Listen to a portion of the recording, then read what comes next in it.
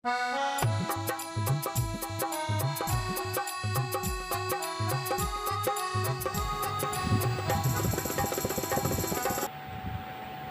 के दर्शन भी होंगे, सब में प्रभु के दर्शन है। जब ये भाव हमारे परिपक्व होंगे, एक दिन में नहीं होंगे, एक घंटे में नहीं होंगे, एक महीने में नहीं होंगे, इसमें पूरा समय लग जाता। बहुत कठिन, ये यूं कठिन। मैं कह रहा हूँ मैं जलेबी नहीं खाऊंगा, नहीं खाऊंगा, नहीं खानी चाहिए, नहीं खानी चाहिए, और सबको उपदेश दे रहा हूँ, और भूख पेट में लग रही है, जलेबी सामने आते ही दिल में आ रही था खा लूं।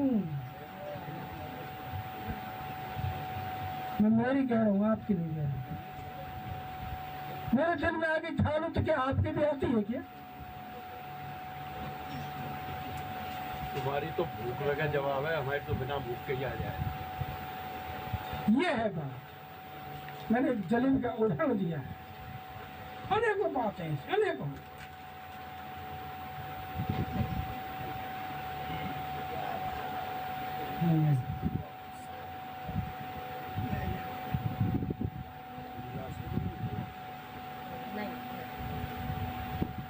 और पानी और लाना सर, पंडित जी पानी नहीं पूछे। ये देखो, देखिए सत्संग की का कोई दूर नहीं, कुंडलों की फौज खड़ी थी दोनों तरफ, और बीच मैदान में श्री कृष्ण भगवान खड़े, उपदेशक। वो श्रोता एक बैठा, कौन? अर्जुन, जिज्ञासु। अर्जुन उसको कहते हैं जो सत्पुरुष के उपदेशों का अर्जन करता है। अर्जन का मतलब ग्रहण करता है, उसका नाम अर्जुन है। तो आप सब कौन है? अर्जुन।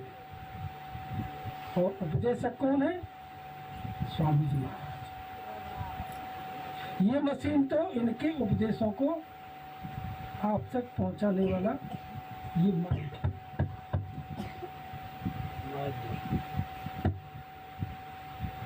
इस माध्यम से इनके शब्द इसके माध्यम से, मशीन के माध्यम से आप तक। मशीन को बंद कर दो या इसमें बोलना बंद कर दो तो ये कुछ नहीं सुनाएगा, कुछ सुनाई नहीं। तो इनके उपदेश संदेश जो आएंगे तो सुनोगे, सुना पाएगा। और जब इनका संदेश नहीं आए तो आप कहाँ, आप काम तक कैसे पहुंचेगी भाई? ये तो मशीन मात्र है। इसलिए मैं ये चाहता हूँ, मेरे दिल में ये तमन्ना, पहले भी मैं कई बार कह चुका हूँ, प्रयास भी करता रहता हूँ। आज समय आ रहा है, समय का इंतजार थोड़ा सा, कि आपका इस आश्रम का, इस भरतपुर जिले का पूरे राजस्थान में नाम है। पूरे राजस्थान में इस भरतपुर जिले का नाम है एक पॉइंट को लेकर। वो पॉइंट है इमरजेंसी। पूरे राजस्थान में गुरु महाराज का संदेश गया था कि बच्चों समय आ गया, जे लोगों अपना भजन घर बना लो। पूरे राजस्थान में सबके पास पहुंच गया था, लेकिन किसी माई के लाल की हिम्मत नहीं हुई थी कि जेल चले गए। ये शख्स जो आपके सामने बैठा है, सबको पता है जो गई जेल, ले जाने वाला नहीं था। उन दिनों में ले जाने वाला भी, सबके नाम बदल रखे थे हम लोगों ने। मेरा नाम मान सिंह रखा हुआ था, सबके अलग अलग नाम थे। आज वो इमरजेंसी जो लगी और रैली निकाल करके बाकायदा नारे लगाते हैं, वो हत्या बंद कराना है, हिजड़ों का राज हटाना। ऐसे काफी लंबी चौड़ी कविता गुरु महाराज ने लिख करके दी थी, जो पर्चे बांटे थे छप्पा करके, सीकर छप्पा करके मैं लाता था। और ऐसे करने में पकड़ा जाए, जो पकड़ जाते थे कि नाखूनों को ये प्लास लगा करके पुलिस वाले खींचते थे। हंटरों की मार, भूखे रखना, प्यासे रखना, धूप में बैठा देना, बड़ी बड़ी यातनाएं से इनकी। ऐसी स्थिति में गुरु महाराज को नहीं छोड़ा। अगर ऐसी स्थिति आ जाए तो मेरे ख्याल से इस आश्रम में एक बच्चा नजर नहीं आए। ऐसी स्थिति जब आई तो जो रात और दिन मंच पर गुरु महाराज के साथ रहते थे कि हम हैं, हम गुरु महाराज के हम हैं, बड़े सत्संगी तो हम ही हैं, उन्होंने अपने घरों से फोटो हटा करके कुओं में डाल दी थी। जय गुरुदेव नाम प्रभु का लिखा हुआ पोत दिया था, मिटा दिया था। ऐसी स्थिति में सौभाग्यशाली उत्तर प्रदेश निकला है। सबसे ज्यादा लोग जेलों में गए, बच्चियां चली गई, पेट में बच्चे हैं, जेल में बच्चा हुआ, उनको आज पेंशन मिलती है। परसों के दिन हमारे राजस्थान लेवल पर जितने भी मीसाबंदी रहे हैं, लोकतंत्र सेना ने, राजस्थान की लोकतंत्र सेना सर्टिफिकेट दिया हुआ मेरे पास रखा। मुख्यमंत्री आपका भजन लाल जी कल परसों स्वागत करेंगे, सम्मान करेंगे, संदेश आ गए फोनों के अंदर। तो वो तो ये मुख्यमंत्री संदेश दे रही है, सरकार आपको दे रही है, और मैं आपके सामने ये कहने आया हूँ, अगर इस इमरजेंसी में आप पास हो गए, ये इमरजेंसी चल रही है इस समय। कौन सी इमरजेंसी? कि आपको पास होना है इस इमरजेंसी में। जैसे हर शीशे में गुरु महाराज, हर शीशे में गुरु महाराज है, ये हमारी दृष्टि बन गई और ये हमारे अंदर प्रेम आ गया, तो तुम्हारे भरतपुर का नाम रोशन हो जाएगा। ये मत कहना ये तो मथुरा वाला है, ये इसमें गुरु महाराज नहीं है, ये दिल्ली वाला है, ये अजमेर वाला है, ये फलाने वाला है, ये देखिए सब में मेरे मालिक है, सब में मेरे गुरु महाराज हैं। ये भाव तुमने प्रकट करके दिया तो इस आश्रम पर चप्पे चप्पे पर आपको आदमी नजर आए।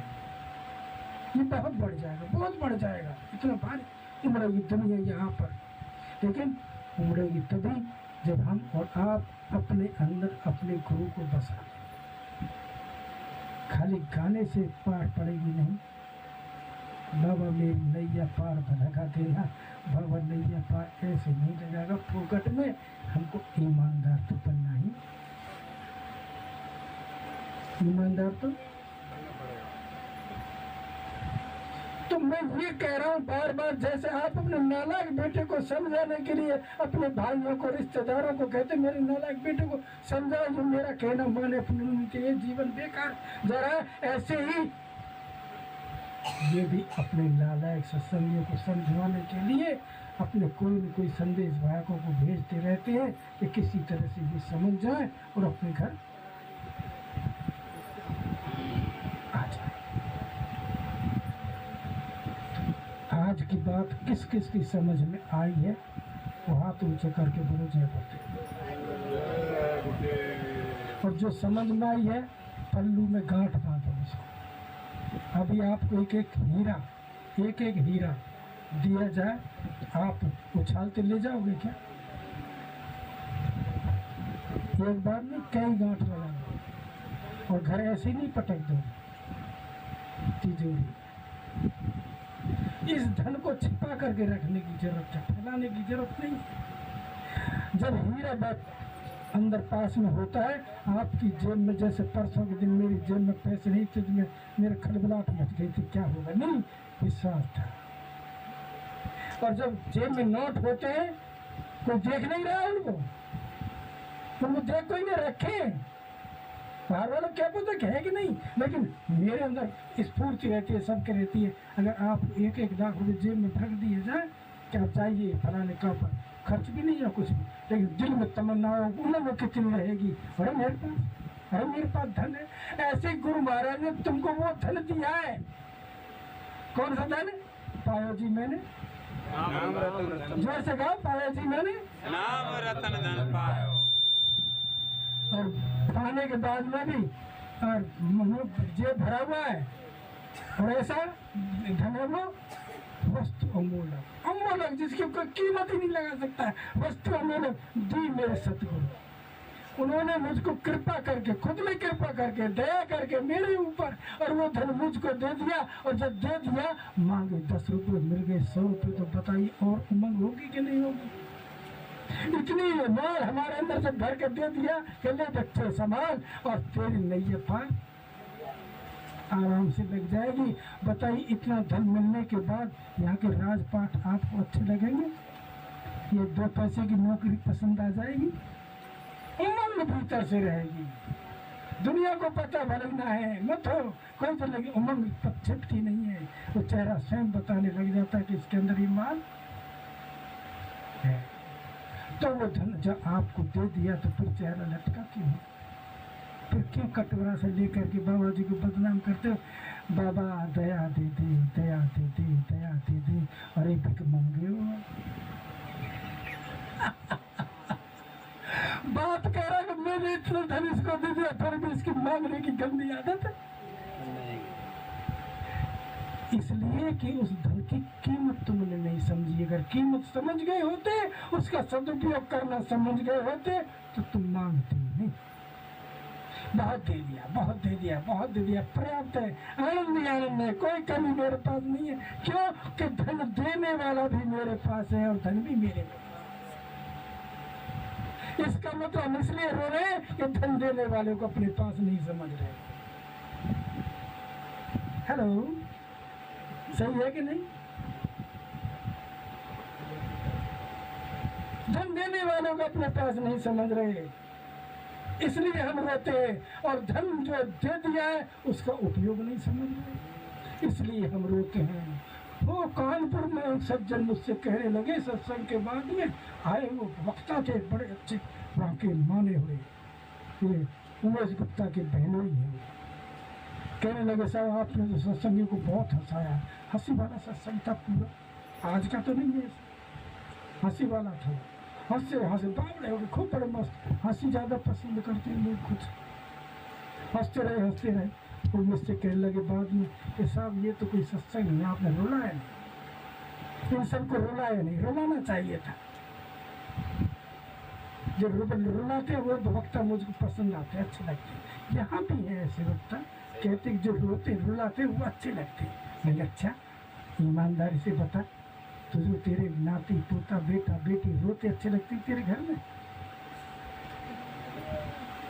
ना ना, तो तू क्यों रुलाता दुनिया को? बाबा अपने बच्चों को रोना रोते पसंद करेगा? स्वामी जी ने कहा था ये बात। अरे तो रोना दूसरा है, आंखों से रोने की बात है ही नहीं। वो रोना तो अलग है, वो रोना तो अलग है। रो रहे हैं और बेईमान भी बन रहे हैं, रो रहे हैं बेईमान में, ये ढोंग है। अरे गलत कह रहे तो बोलो ना। रोना ये है, हाँ ये हुई ना, इसी को कहते हैं अर्जुन। ये है, अर्जुन ने प्रश्न किया था, और प्रश्न करता ही अर्जुन हो सकता है, और जो प्रश्न नहीं करेगा अर्जुन बनेगा कहाँ से? रोना उसको कहते हैं, मुझसे वो काम हो नहीं रहा जो दिया है वो काम हो नहीं रहा, और ये रोना मुझे मेरे एकांत में बैठ कर, और वो रोना है तब आप स्वाध्याय करिए। स्वाध्याय, मास्टर जी स्वाध्याय किसको बोलते हैं? आप बुरा मत मानना, कभी ये समझ लो कि मेरी बेइज्जती करना ना, ये पाठशाला है। आप भी तो बच्चा से प्रश्न कर लेते हो। स्वाध्याय किसको कहते हैं? सबसे पूछ रहा हूँ। एकांत में अध्ययन करना, इस पुस्तक को पढ़ने का नाम स्वाध्याय बोलते हैं। अच्छे मठाधी जो वक्ता बैठे ना टीवी में रोजाना देखते हो, सब कहते हैं पुस्तकों को पढ़ने का नाम स्वाध्याय है। स्वाध्याय अपने आप को पढ़ना। और जबकि स्वाध्याय क्या है? जैसे लोग कहते हैं तो स्वार्थी है दुनिया, स्वार्थी है, और मैं कहता हूँ दुनिया मुझको स्वार्थी मिली नहीं। दुनिया में ढूंढने से मुझको स्वार्थी नहीं मिलता है। स्वार्थी का मतलब है, जैसे अभी बताई थी आपको मैंने, गुरु महाराज ने 4 पहिए की गाड़ी दी, 4 व्हीलर दिया। आप उसको स्वयं समझ बैठे गाड़ी को ही, कि मैं गाड़ी हूँ। स्वयं क्यों न बन बैठे? गाड़ी स्वयं, हम शरीर को स्वयं समझ बैठे। हम शरीर स्वयं नहीं है, स्वयं तो आत्मा है। स्वयं कौन है? आत्मा है, और स्वयं का अध्ययन करना ही स्वाध्याय। स्वयं को जान, स्वयं का अध्ययन। मैं आत्मा, परमपिता परमात्मा ने इस 5 तत्व के चोले में जो भेजी हूँ, मुझे इसमें रह करके, इस गाड़ी में बैठ करके मेरे प्रभु के मुझे दर्शन करना। दर्शन नहीं हो रहे हैं, ये तरफ, ये बेचैनी का नाम रोना है। इस बेचैनी का नाम, दिखावा नहीं है इसमें। ये तो रोना अंदर का है, एकांत का है, वह तड़प उठती है, बेचैनी उठती है। हे मेरे प्रभु, मैं कितनी मेहनत कर रहा हूँ आपकी दया से, कृपा से, लेकिन मेरे लिए कुछ हो नहीं रहा, कुछ हो नहीं रहा। ये रोना, जब ये रोना वो सुनते हैं, इस आत्मा की आंख से एक आंसू होता है, एक इन आंख से नहीं, आत्मा का आंसू तड़प। अभी भजन में आया था, मैं बोलूँगा मुझे अपने चरणों में लगा लो, कुछ ऐसा है। जब शब्द सुनाई नहीं दे रहा, मुझे आपकी आवाज शकल सामने नहीं आ रही, आपके दर्शन मेरे नहीं आ रही, वो रोना, वो रोना, इसको कहते हैं रोना। ये सत्संग में खड़े होकर के रोना, ये रोना नहीं। अपने घर में रो ना, अलग बैठ के भजन करते समय रो ना, उस समय का रोना। ये बेचैन क्यों नहीं बन रहा, क्यों नहीं बन रहा? ये जब तड़प उठेगी तो वो कहीं दूर नहीं है, तुरंत आकर के संभाल करते हैं और रोना बंद। मास्टर जी, पीटीआई जी, आप सत्य बताना, चमेली देवी को आपने देखा? रोई? नहीं, आश्रम पर नहीं आई थी, है? आई नहीं थी सर, आश्रम आई नहीं थी, वो बुला लेते हैं दर्शन करने के। तो आई होंगी तो हमको अंदाज बनाया। तो ऐसे रोना है। मैं देखता रहता हूँ, कुछ कहता नहीं किसी से भी। वो तो एक अशोक शर्मा आते हैं बम्बई वाले, हाँ बम्बई वाले, जहाँ की वो तो दस देर में बाद में रहो ना, उनके गाल पर मैं चाटा मारू तब रहो ना, तब क्रोध आ जाएगा, गुस्सा आ जाएगा, रोना उस समय का। हे प्रभु, मैंने क्या गलती की जो मैं चाटा कर, मैंने तकलीफ हुई, इसलिए तकलीफ होगी कि मैंने कहीं न कहीं गलती, ये चाहता है, वो प्रभु का चाहता है। मैं ठोकर लगी, मेरे पैर टूट गया, मेरी भैंस मर गई, बेटा मर गया, फलाना हो गया, ये चाहते हैं। इससे खुश होना है, रोना नहीं है। हम रोते हैं, उसको रोते हैं, शिकायत करते हैं, ये प्रभु तूने ये हमारे साथ क्या किया। वो सोचता रहे ये अभी भी इस संसार को अपना समझे बैठा। सोचो, सत्संग करते कुछ है, कहते कुछ है, सुनते कुछ है, और फिर काम वही ढले वही चल रहे हैं जो आम आदमी को। यही हो रहा है सर। लेकिन मेरे मन में एक विचार उठ रहा है, क्या संग कब होगी? वो दादू जी का एक वो है दुआ, उसमें कह रहे हैं कि दादू मुख से क्या हंस बोलिए, दादू दीजिए रोए और जन्म अमोलक अपना चलिए कारत हुए। तो तुम हंस क्या रहे हो? हंसना तो साधक को तो हंसना ही नहीं चाहिए कभी। फिर बात आ रही है हमारे साथ कहाँ रोना है, कहाँ रोना है, ये देखने की बात। रोना कहाँ है? संगत के संग क्यों? कहीं भी प्रेम और तड़प होगा तो कहीं भी रोएगा वो, तो कहीं भी रो जाएगा वो। जब तड़प वो क्या रोना गलत है? मैं पूछ रहा हूँ, मेरी जिज्ञासा है। वो तो ऑटोमेटिक सिस्टम में अपने आप ही ऑटोमेटिक है, लहर है वो तो। और एक हिलोर अंदर से स्वतः उठ रही है, वो सच्चा है। मैं आपको आज फिर बता रहा हूँ, मैं और ये चरण सिंह, लखनपुर के चरण सिंह और मैं 2 आदमी चित्रकूट में 73 में कांड हुआ था, 5 दिन का प्रोग्राम था। हम 2 ही आदमी यहाँ से जेल गए थे, 22 दिन रीवा सेंटर जेल में रहे। हमें पता नहीं था बाहर क्या हो रहा है, लेकिन हमको अंदर चने खाने पीने का सामान खूब स्वामी जी भेजते थे। हर बैरक में सत्संग होता था, वाल्मीकि तिवारी कृष्ण, सच्चिदानंद भट्ट, बहुत बड़े बड़े लोग थे। तो हमारा वहाँ सत्संग चलता रहता था, बड़ा आनंद। 22 दिन बाद चले थे, हमें जेल महसूस कतई नहीं हुई थी। 22 दिन बाद जब हमारी जमानत हुई, हम बाहर आए, स्वामी जी महाराज लेने गए थे। जेल का बड़ा दरवाजा जेलर में खोलते भूल गए, जेलर के नियम भी होते जेल के, सब जेली दर्शन करना है। स्वामी महाराज सबको समोसा कचौड़ी और कोको कोला बहुत पीते पीते पिलाते। ठीक, तब तक हमको पता नहीं था कुछ भी।